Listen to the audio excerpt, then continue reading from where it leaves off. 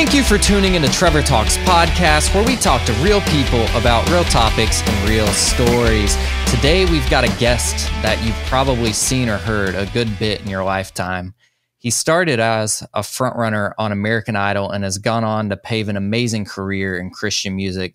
He's won multiple Dove Awards, released several chart-topping hits, and recently had two beautiful twin girls during the pandemic. His new single, Made to Fly, is currently making waves around the globe, and he's here to share with us today. Y'all please help me welcome Mr. Colton Dixon. Colton, thanks for being here, man. What's up, man? Thanks for having me. Really appreciate it. Yeah, man, you've been releasing music, releasing children into the world all during the pandemic, dude. Like, let's go. Yes. I didn't release children. My wife would correct both of us on that. But I was there for moral support and still am, and they're alive. So we're doing it.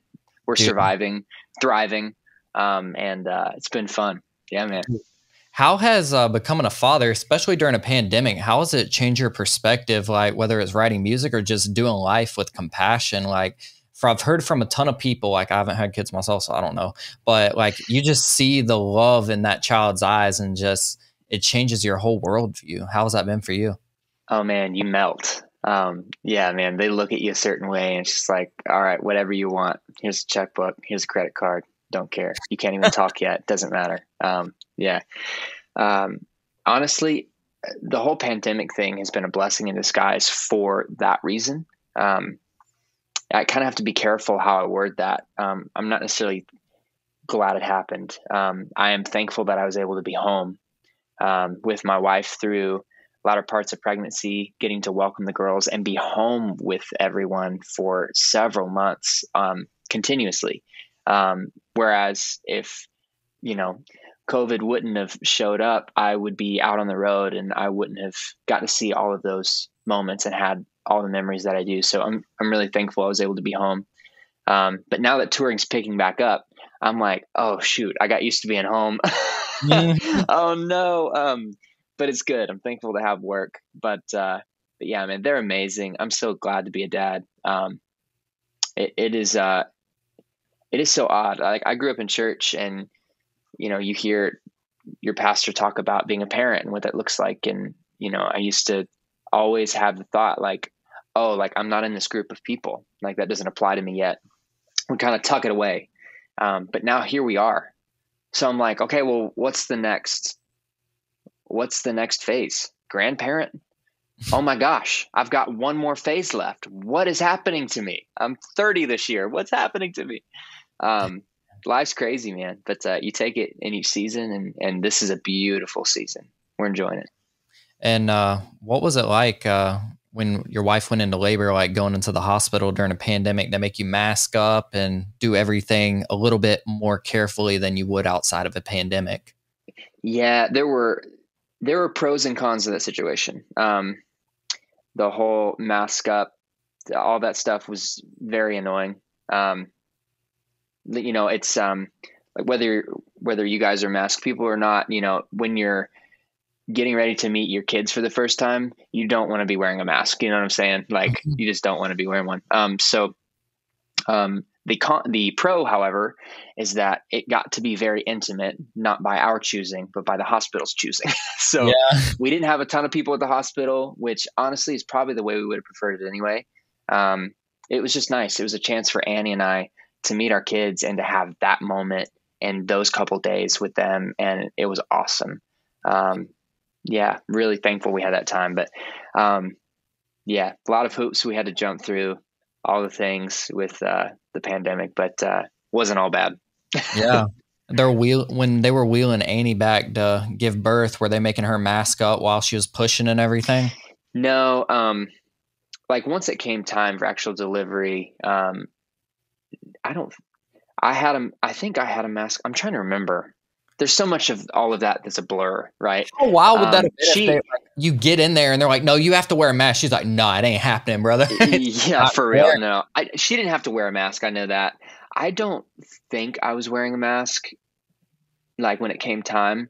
But like outside of our room and stuff like that, you of course had to wear a mask. And I think they wanted us to wear a mask up until delivery though. Did we do that 100%? Definitely not. In that moment, but you can't really think about that though. That's just extra. You don't want to talk about it. It's like, no, I'm here to be happy, and don't take this that is from not making me happy. Yes. me. Yeah. Yeah. Like, 100%. that's phenomenal, man. And that story is even encouraging to hear. Like, even as you said, like, you don't want to say the pandemic was a blessing, because obviously it was a global thing that kind of shut the world down. But even for Right. us, like, I had like the whole Trevor Talks brand, but it never really became like as important to me as it did during the pandemic, because I realized like people need hope now more than ever. Yes. And instead of like doing radio or anything like that, like, we can do stuff in our house now. You've got the internet, and get to have meaningful conversations with people. And for you, like, Made to Fly came out. Did you write that during the pandemic and then release it? I know you've been working a good bit with John and Corey Cooper on these projects, which is phenomenal. We love those. That whole band, they're phenomenal. And Made to Fly came out of this pandemic, huh? It did. Yeah. That was kind of like the one song that I really took a hold of, that I wrote during pandemic coming out of it. And it was simply a reminder for me, when it came to music career and all that stuff. I was so used to putting on my dad hat and all that stuff. Like, I'd forgotten how to do a lot of it, just wasn't used to it. I was trying to remember how to put one foot in front of the other again. Just like, Lord, you're gonna have to help me here. Cause I feel like I'm out of my element, and not just even in music career, and some things in life as well. And I read the verse, in Isaiah that says, "You'll soar on wings like eagles. You'll run and not grow weary. You will walk and not faint." And here I was trying to remember how to walk. And I'm like, oh, there's a better way to do this. It's like, let's figure out what that is. I think God wants to steal us away sometimes, so we can rise above the noise and see the bigger picture. I think that's what that verse is talking about. And whenever I started to intentionally take time away with God, he started to show me things and give me glimpses, and it just brought security and just sparked my faith as well. So that during those hard seasons, or during those seasons where I didn't know how it was going to work out, I knew that he was going to take care of it, so it started just as a reminder for me, here in my studio with a couple friends, and turned into something that, the feedback we've gotten anyway is something that people are enjoying listening to, which is so awesome and encouraging. So yeah, you got to perform it on Good Morning America too, which is phenomenal. And when you hear the song, it's like, did this guy write a letter to himself and release it for everybody to hear? It's just vulnerable and it's encouraging. But did the whole becoming a parent like change your perspective on songwriting itself? Like, I want my kids to hear this one day and know that this is what daddy was talking to himself about, and let everyone else in on it as well. Yeah, 100%. It's just a different perspective on life in general. Again, I know you said you haven't had kids. Growing up in church and hearing pastors talk about kids and stuff, it's like, man, you never thought you could love something or someone so much. And that was true. There's nothing I wouldn't do for my kids. Whether it's getting home from a show and flying out to wherever they are. They've been staying with my wife's parents, for some extra set of hands while I'm doing the tour thing right now. So whether it's getting back and flying out for a day or two and then flying back, or whatever it looks like it's a sacrifice, but it's so worth it because it's extra time with my kids, yeah, they're awesome. I don't know where I was going with that, or if that even answered your question. No, it did. It did. Good.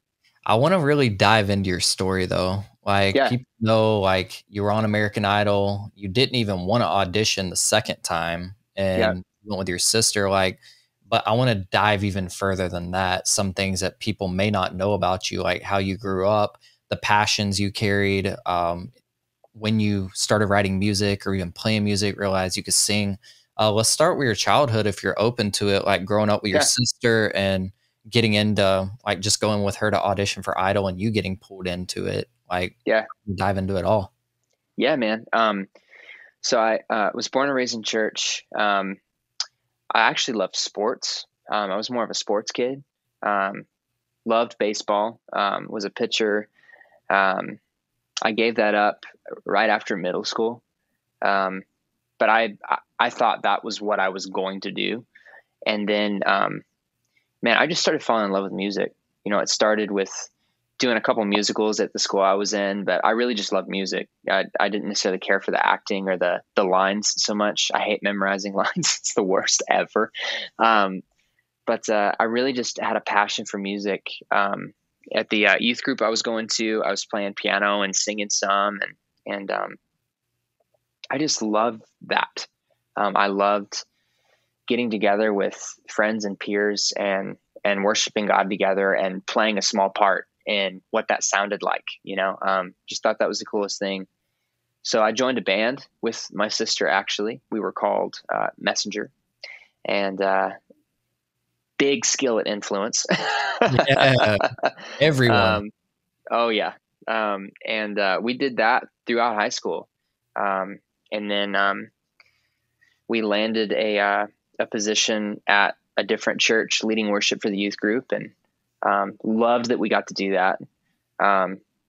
And was in it for mostly the right reasons. I'm sure I had a few things skewed along the way, made it about me too much, I'm sure. But then the American Idol thing came about. That's a show that we grew up watching as a family, loved it. Again, I just loved anything music, and the thought of, a nobody becoming a somebody overnight was so intriguing to me, and the process of what that looked like. So we actually tried out 2 years.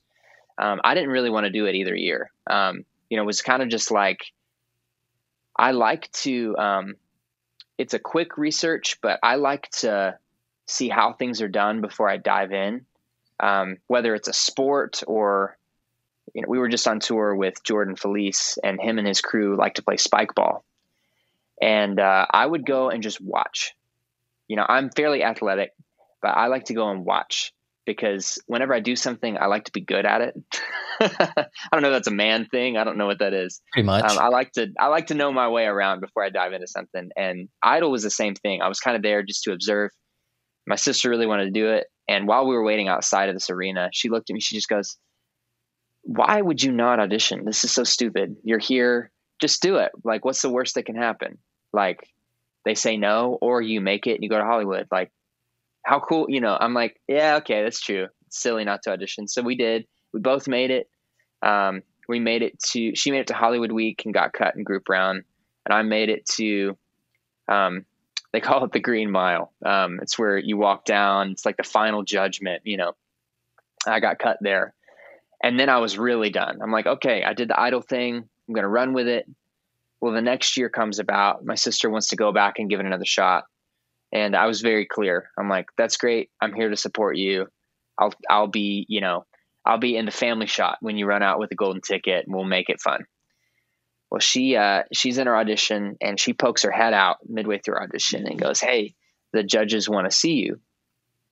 And I'm like, okay, that's cool. They remember me. How cool is that?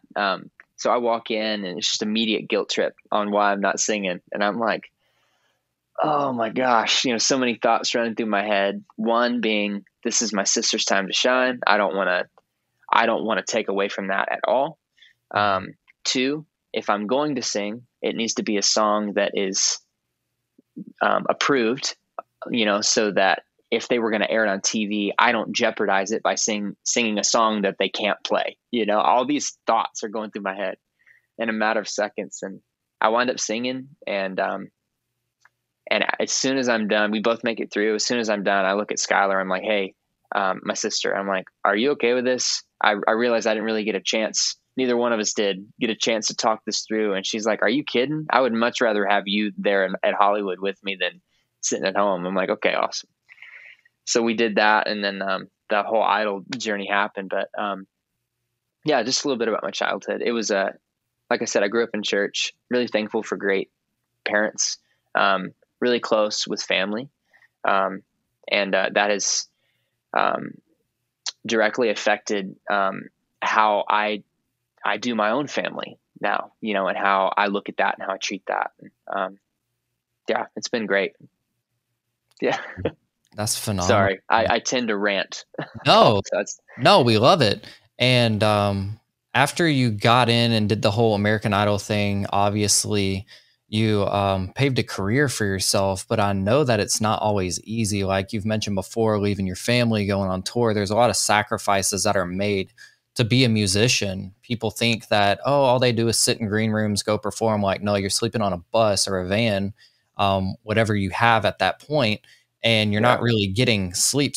You're resting because your body needs it, but your brain fogged. Like some people have bad encounters at meet and greets, and people are like, oh, they're terrible people. It's like, bro, do you not realize that they are leaving their family to travel, which sounds glamorous, but y'all go do it for a week. I promise you, you'll be reevaluating.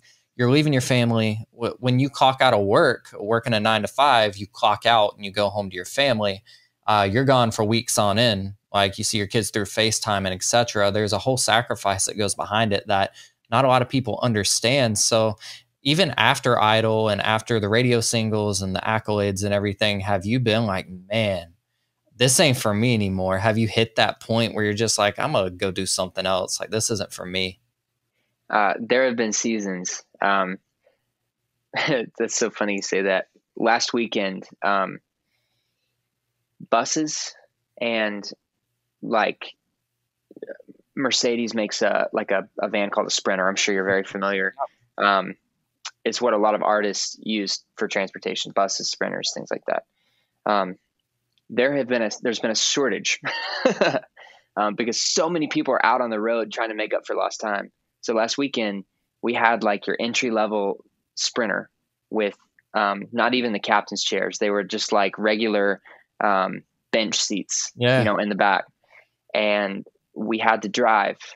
It was 3 shows in a row. It was Wisconsin to Michigan, Michigan to Ohio, Ohio back home.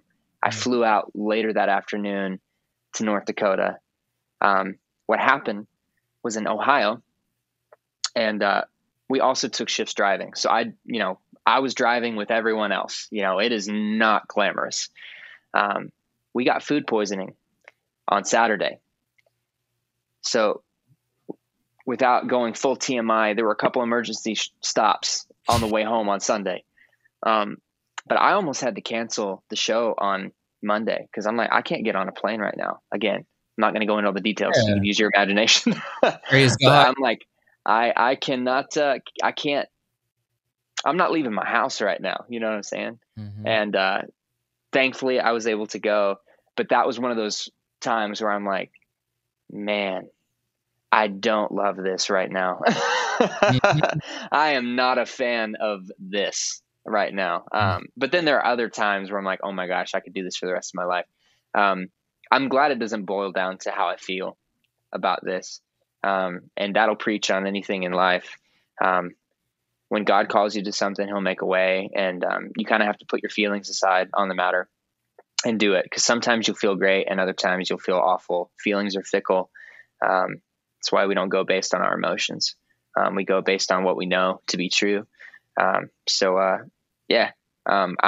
so thankful I get to do what I do, and I'll continue doing it for as long as God calls me to it. But the moment that that's done, I'm going to be home with my family. Yeah. So we'll see. And as you've matured as an artist, obviously you released Identity, which did amazing things, and even albums prior. But with switching labels, switching like almost, it feels like you have a new direction for music. Your sound's changing up, your hair's changing up. Like I was trying to come up with something to intro. We had Crowder was the bearded wonder, but I just couldn't nail it down. It's like, this dude's just got the hair. Like that's it. Like it's its own thing. People recognize you. I'm sure you wear hats in airports. Like you just can't hide it. Like people see the hair, they're like, oh, that's Colton Dixon right there. So as everything has like transitioned into this new season, how do you see yourself, like not expecting career growth, but growth as a person, like maturing as a man, even going through mental health struggles and such, losing friends to suicide? Like it's been a wild few years for all of us. Yeah. How is, like, when it comes to mental health and writing music and realizing that a lot of people struggle with this, whether they're on a platform or not, how have you learned to cope with those seasons where you just don't want to get out of bed? You seem stressed out, you're easy irritable, even while on the road. How do you manage that? Yeah. Man, this is such a delicate thing to speak into. And just being fully transparent. Like I'll get stressed out about things. I tend to work too hard. Like I'll have a project or something, and it's so funny, whether it's building something new for a live show or putting together Legos. Like I was like this when I was a kid. I would get like, do you remember those roller coasters? I think it was Connects. Like they made these roller coasters. Dude, those things were the best. But my parents one year got me a Connects roller coaster that was like 6 feet tall. It was crazy, bro. Wow. I had that thing put together and working in an hour and a half. I didn't stop. That's all I did. Like I just get in the zone and I do that stuff. And that can stress me out because I won't eat. I don't think about it. You know, my wife will come down and be like, are you going to eat lunch today? Like, are you going to say hello to me today? And I'm like, oh my gosh, I'm so sorry. I'm in the cave. You know, I'm just a man on a mission. So I'll do that, and that will stress me out. But as far as, you know, like the whole suicide and depression, things like that, that's not something that personally I struggle with. But we both have had friends, you know, who have, and it's a very real thing. The answer is Jesus. You know, not saying that our friends or if you're listening or watching this, you're like, man, like I'm a believer and I still struggle with this. You know, I'm not saying you're less than. We all have our each individual struggles. I just know that Jesus said, I am the way and I am the truth and I am the life. He also said, I have not given you a spirit of fear, but of power and of love and of a sound mind. I think that some things can be hard, you know. It's hard. It's so delicate, I know, because it's such a real thing for so many people. But the only thing I know to say is to seek God, you know, whether it's today or whether it's 5 years from now. I think He can take it away. I really do. I think He can take it away. And there have been things in life. For example, when I got dropped by my label, I was not in a good place for a couple weeks. You know, so much of my identity and who I am is wrapped up in a music career. It's funny when you do a record called Identity and then you have to practice what you preach, you know? Yeah. But there I was, and my wife helped me really seek God on what the future looked like. And I just found a peace in that. God said, actually it was David talking, said, you lead me beside the still waters and you restore my soul. Still waters is like, you picture like laying out on the grass, like this peaceful, like stream of water, you know? And it's like, that's the place God wants us to be. He's like, hey, just come rest with me. I was doing something with an artist named Austin French, and he said something that was so good. He's like, peace and rest is not something that I can attain by doing it myself. Rest is a person, and His name is Jesus. Wow. And I'm like, oh my gosh, it rocked my world. Because so many times, like, I'll set aside a vacation. We'll go out on a vacation, and I get back. I'm like, man, I feel like I need another vacation after this vacation, or, you know, whatever. But then there are also times where I'm the busiest I've ever been in my life, and I take 5 minutes to sit down and pray about it, and I am fully restored and feel like I can take it on 10 times again. That's who Jesus is. You know, He'll never give you too much that you can't handle. But I feel like it's always at that breaking point because we need Jesus. We need God. We need that counterpart to help us live life. So whatever it is that you're struggling with, whether it's mental health or whether it's anger issues or whether it's a workaholic or whether it's, whatever, run to Jesus because he's got the answer. That's what I would say. Sorry, I babbled.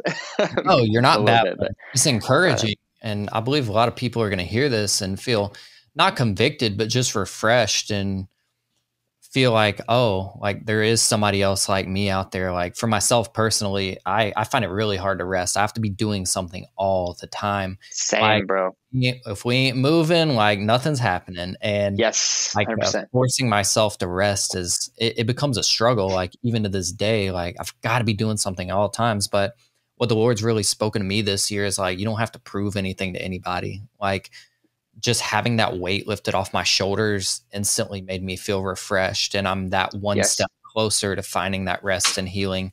And it's just really amazing to see that God can move in so many different ways, including things that we would never even think to discuss. Like rest is the last thing on my mind most of the time. It's like, oh, okay, this project done. We got to launch this album. We've got this book coming out. Like there's just so much going on in like day-to-day life. And, it just gets that much busier, but we just have to rely on Jesus that much more and be like, okay, God, like we have this project, but is it really the right time to do this? Is it really the right time to do this?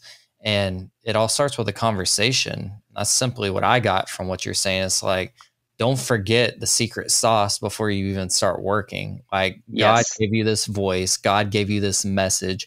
God's given us and instilled this hope for us to share into other people. And that's what I got from that. So you weren't babbling, you were preaching. Good. You got me fired up. You got everybody else fired up too. I love it. Good. Everyone that's listening, I would encourage you to go stream Made to Fly. There's an amazing music video and even alternate versions on YouTube. We're going to have the link in the description below along with Colton's socials. But Colton, thank you so much for taking time to speak with us today and being vulnerable, talking about the kiddos and music, everything else behind it, dude. Like this has been fun. It has been. Thank you so much for carving some time as well. Appreciate you. Definitely. You're busier than I am. So thank you. And to everybody listening, if you're struggling with mental health or anything along the lines of that, just know that you're not alone. There is hope. There's an anchor for you. His name is Jesus. He is a hope. He is the foundation for your life. And I know that can sound preachy, but at the end of the day, like even when I'm feeling low, I can't find a better escape than just praying and being one with Jesus. And maybe you're saying like, I've tried that and it's not working for me. Try again. Seek therapy, seek help. There's nothing wrong with asking for help. So I love you guys. God loves you. Thank you to New Release Today for making this episode possible. We'll talk to you guys next week.